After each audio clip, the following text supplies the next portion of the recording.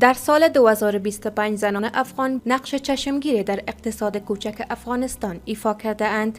بر اساس گفته های مسئولان، هزاران زن در بخش های چون خیاطی، صنایع دستی، تولیدات غذایی و فروش آنلاین سرگرم کارند، به گونه‌ای که برای حدود 5000 زن به شکل مستقیم و برای بیش از 100,000 زن به شکل غیر مستقیم زمینه کار فراهم شده است. آمارها نشان می دهد که حدود 17,000 زن در بخش‌های کشاورزی، صنایع دستی و تولیدات خانگی فعالیت دارند که 43% آنان در 18 ولایت کشور متمرکزند.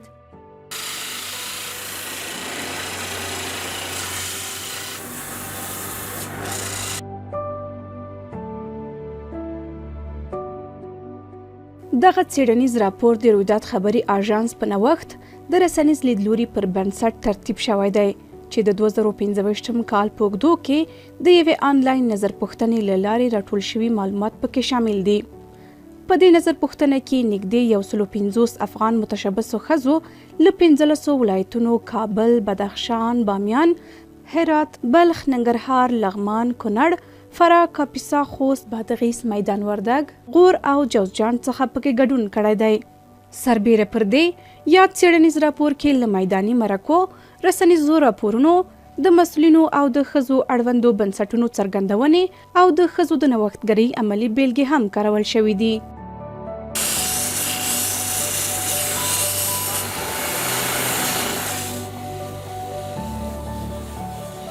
این بررسی با روایت‌های از زنان کارآفرین افغان تصویر روشنی از پویایی، تاب آوری و رشد اقتصاد کوچک در کشور ارائه می‌کند. نمونه‌ها نشان می‌دهد که با وجود محدودیت‌ها، ابتکارات فردی زنان و مدیریت هدفمند آنان توانسته است به ایجاد اشتغال، افزایش عاید و گسترش بازار منجر شود. د دغو متشبثینو له ډلې اسما شریفي هغه لومړنۍ ښځه ده چې په افغانستان کې د آیسکریم د تولید شرکت بنسټ ایښی دی. کار خود از صفر شروع کردیم با سرمایه بسیار کم، چون امکانات ما مقدر بود و در این 4 سال که ما کار کردیم تمام عاید که ما به دست آوردیم، پس ما او را وسایل خریداری کردیم. در پیشرفت شرکت خود کوشش کردیم که فعلا تعداد بایسکل ما به 50 دانه میرسه. فعلا هم از کار خود راضی هستیم و کوشش میکنیم که در آینده هم کار خود وسعت بدیم.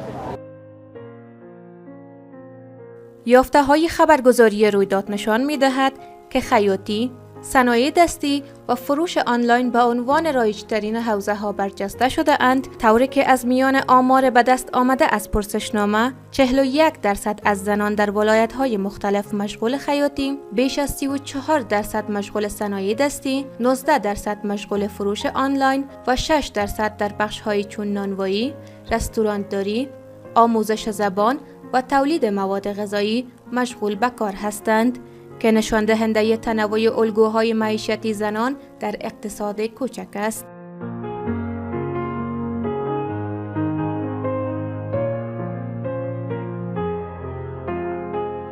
سمیرا محمدی، زنی که با سرمایه ابتدایی تنها 5000 افغانی وارد فعالیت اقتصادی شده است و پس از موفقیت اولیه با فروش طلای خود یک رستوران کوچک ویژه بانوان ایجاد کرده است.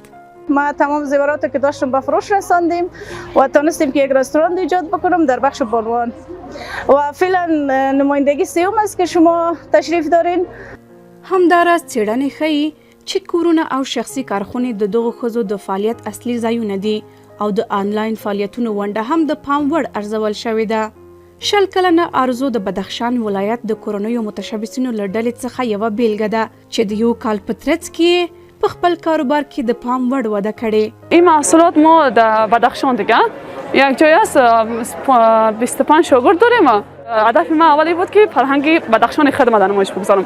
بعداً آلی هدف میشه که تمام افغانستان یک جای در یک غرفه کوچک مستنمی پس به نمایش بگذارم. در نمونه دیگر کبرا احمدی، زنی از ولایت فراه، فعالیت‌های اقتصادی خود را در حوزه بازاریابی شبکه‌ای آنلاین آغاز کرده است. من کار میکنم به صورت آنلاین، محصولات میفروشم، نماینده معرفی میکنم. تا حال 24 نفر زیر دستم کار میکنم. شاید نتورک مارکتینگ یه اسمی رو شنیده باشین. خدا رو شکر روزی هم از کار خود خوب. د دې څېړنې د موندنو له مخې ډېری ښځې د 1 تر 15 کسیزو کوچنیو ډلو په چوکاټ کې کار کوي. که څه هم د لویو کارخونو بیلګې هم شته چې کاري ځواک یې ډېر دی. د عاید له پلوه که څه هم ځینې ښځې کافي عاید لري، خو د پام وړ شمېر ښځې لا هم له کمو او ناپایدارو عایدو سره مخ دي.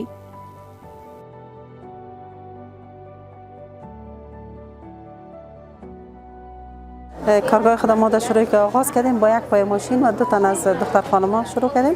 کار خود بعد از او چون که در مکتب و وظیفه یا به طرف به خاطر همین طبقه ناز بسته است، به او خاطر روز بر روز تعداد شاگردای ما زیادتر شده، دلگرمی زیادتر پیدا کرده رفتن. ما در اول تنها بخش خیاطی لباسهای زنانه را می‌دوختیم، طفلانه را. بعدا ما بخش دزدوزی را شروع کردیم که بخش بگزوزی است.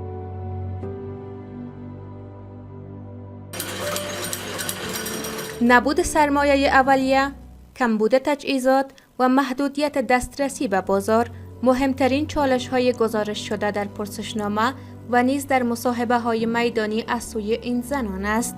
در کنار این موانع، مشکلات اجتماعی و آموزشی نیز بر فعالیت‌های اقتصادی آنان سایه افکنده است.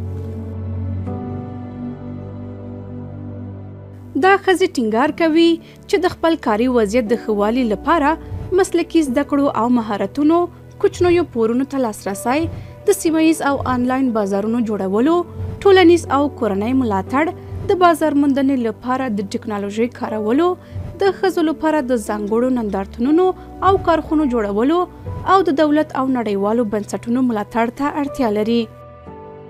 من شرکت خصوصی دارم در بین خانه. دیگه همین کل چیز خودم جور کردیم، از باغچه تقریبا 10 سال شد من کار میکنم. خودم سرتیم بودیم، 20 تا خانه جمع میکردم در خانه.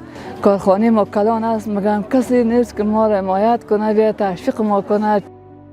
با این حال کارشناسان اقتصادی نقش زنان را در اقتصاد مهم دانسته و خواستار توجه ویژه به توانمندسازی اقتصادی زنان می باشند. کاروبارهای کوچک زنان در اقتصاد افغانستان به ویژه در سال 2025 به عنوان یک منبع درآمدی حتی کوچک نقش بسیار مهم در اقتصاد خانواده بازی کرد.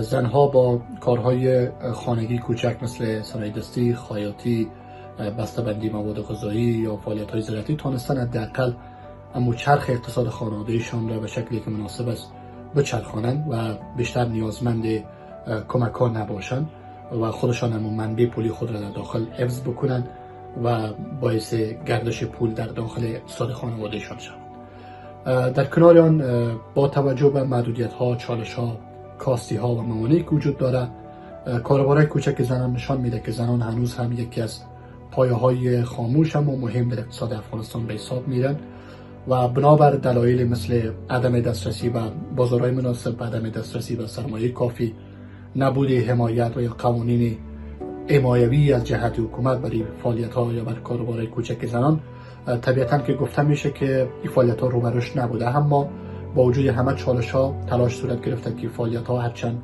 کوچک حفظ شود به صورت نسبی و منبع درآمدی خود را از دست ندهد. اقتصاد کوچک در افغانستان به ویژه با محوریت زنان نه تنها ابزار برای معیشت بلکه بستر برای توانمندسازی، ایجاد اشتغال و تقویت همبستگی اجتماعی است. د رویداد خبري اژانس د آنلاین پوښتنلیک موندنې ښیي چې په کوچني کاروبار کې ډېری ښځې په هغو عمرونو کې دي چې د کار او عاید وړتیا لري، داسې چې 65 سلنه د 21 تر 13 کلونو، 33 سلنه د 11 تر 40 کلونو او پاتې 2 سلنه هغه یې له 40 کلونو پورته عمرونو کې شته دي، چې دا د یو ځوان او پیاوړي کاري ځواک ښکارندویي کوي. د زده کړو له پلوه 48 سلنه ښځې لوړې زده کړې لري، 10 سلنه یې له 12م ټولګي فارغې دي او یوازې 15 سلنه یې لومړنۍ زده کړې او یا هم له رسمي زده کړو بې برخې دي. د شمیرو له مخې تعلیم او لوړو زده کړو د ښځو د نوښتګرۍ، ابتکار او اقتصادي مدیریت په پرمختګ کې اساسي رول لرلی. با این حال فریبا نوری، رئیس اتاق تجارت و صنایع زنان افغانستان میگوید در شرایط فعلی تعداد زیاد از خانم‌های که باز ماندن از مکتب و پانتون و کارهای دولتی خود از دست دادن رو آوردن به کسب کار آزاد. تنها در مرکز در امی هفته که گذشت 45 خانم آمدن از ما، تنها از خود مرکز عضویت گرفتن و رو آوردن به کسب کار آزاد و جوازهای صنایع دستی را گرفته بودن. زیاتر خانم‌ها رو میرن به مواد غذایی خانگی و تجارت‌های کوچک که از بخش‌های سکتور صنایع دستی هستند، مثلا سوزندوزی، سوخیاتی، لباسدوزی، سینی موضوعات را آوردن و شاید در حدود شاید از 1000 نفر زیاتر در مرکز ولایت در این مدت چند ماه اینا رو آوردن به کسب کار آزاد.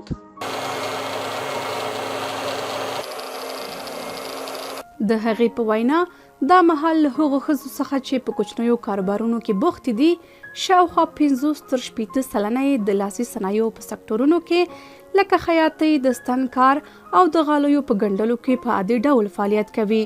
په ورته وخت کې ممتاز یوسفزۍ د افغانستان د ښځینه کروندګرو د اتحادیې مشره وایي چې په 2015 کال کې د ښځو فعالیت د کرنې په برخه کې کمرنګه شوی او د لاسي صنایعو د تولید په برخه کې د هغوی لیوالتیا زیاته شوې ده. از حکومت جمعیت به این طرف ما امو 18 ولایت را که ما یک نماینده در حکومت جمعیت داشتیم، سال 2021 54% زنها در بخش کشاورزی و مالداری اینا فعالیت میکردن. بعد از امارات اسلامی که بعضی محدودیتایی که برای خانم وضع شد، ما 43% را تخمین زدیم که بالای 17,000 خانم در بخش کشاورزی و در بخش تجارت‌های خرد کوچک تولید خودشان در خانه‌های خود میکرد. بعضشان یک تولیدگاه کوچک متوسط جور کردن. این خانم‌هایی هستند که خودشان خودکفا هستند و یک تعداد دیگر هم استخدام کردن برای کار. در حالی که بخش زنان سازمان ملل متحد در گزارش اخیر خود به بررسی تاثیرات محدودیت‌ها بر اشتغال زنان شاغل در افغانستان پرداخته و گفته است 26% کارکنان زن مجبور به کار از خانه هستند که نشان دهنده کاهش مداوم حضور فیزیکی زنان در محیط کار است. اما برنامه توسعه‌ای سازمان ملل متحد در 10 دسامبر 2025 گزارش داد که این نهاد از بیش از 89,000 تجارت کوچک در سراسر افغانستان حمایت کرده است که 91% آن را زنان رهبری می کنند و توسط آن بیش از 439,000 شغل ایجاد شده است. این در حالی است که این نهاد در سال گذشته آمار را به 80,000 اعلام کرده بود. این ارقام رشد قابل توجه مشارکت و نقش برجسته زنان در اقتصاد کوچک را نشان می‌دهد.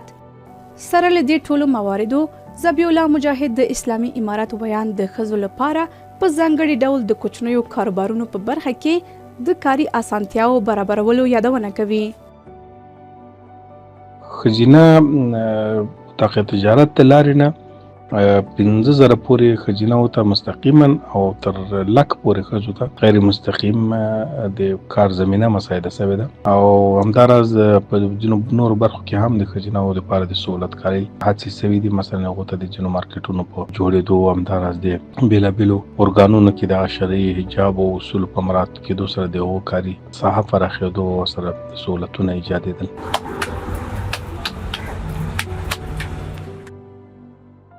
یافته‌های آژانس خبری رویداد طی این بررسی نشان می‌دهد که اقتصاد کوچک زنان در افغانستان در سال 2025 با وجود محدودیت‌ها به یکی از مهمترین منابع معیشتی و پویاترین بخش‌های اقتصادی کشور تبدیل شده است.